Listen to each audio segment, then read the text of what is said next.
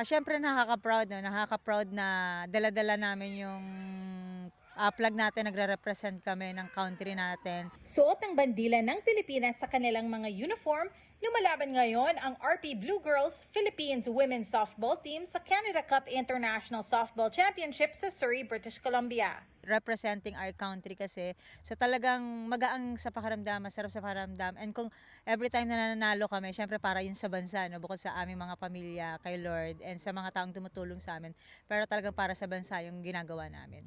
Sa pamamagitan ng tulong mula sa Philippine Sports Commission at ng kumpanyang Cebuana Luwilier, nakapasok ang Philippine team sa Canada Cup Tournament. Iniimbitahan ng nasabing tournament ang iba't ibang World Baseball Softball Confederation teams sa iba't ibang bahagi ng mundo. So as a player, hindi po madali yung pagpunta namin dito kasi kailangan namin mag-compete sa lahat ng best players sa Philippines so we can be part of this team. Different players na galing po sa mga probinsya and different universities and colleges sa Metro Manila.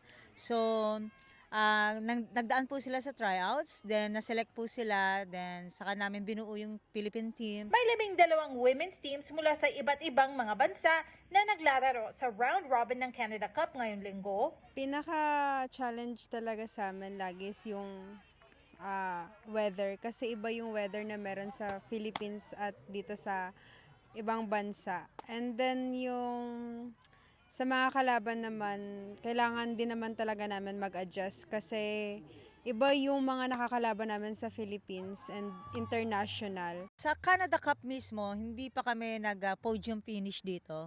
No? Pero sa mga ibang tournament aside sa Canada Cup, meron pa kasi kaming ibang mga sinasalihang tournament like the Asian Games, the Southeast Asian Games, yung mga ganon. So nag-gold medal naman kami doon. Sa tulang sa Canada, hindi pa kami nagpa-podium finish. Ayon sa mga player, iba-iba ang karanasan nila depende sa syudad o bansa na host ng tournament.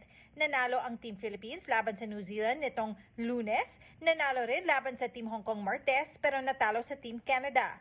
Lumaban Miyerkules ang Team Philippines sa Team Israel na hindi rin nakaiwas sa kontrobersya matapos magprotesta ang isang pro-Palestinian group laban sa kanilang partisipasyon sa gitna ng patuloy na gyera sa Middle East. Parang ibang place, ibang journey or ibang memories yung mga nangyayari. So, every tournament na napupuntahan ko, so there's a different memory. So, iba din yung memories na meron dito sa Canada. Magaganap ang playoffs para sa Canada Cup ngayong weekend sa Softball City.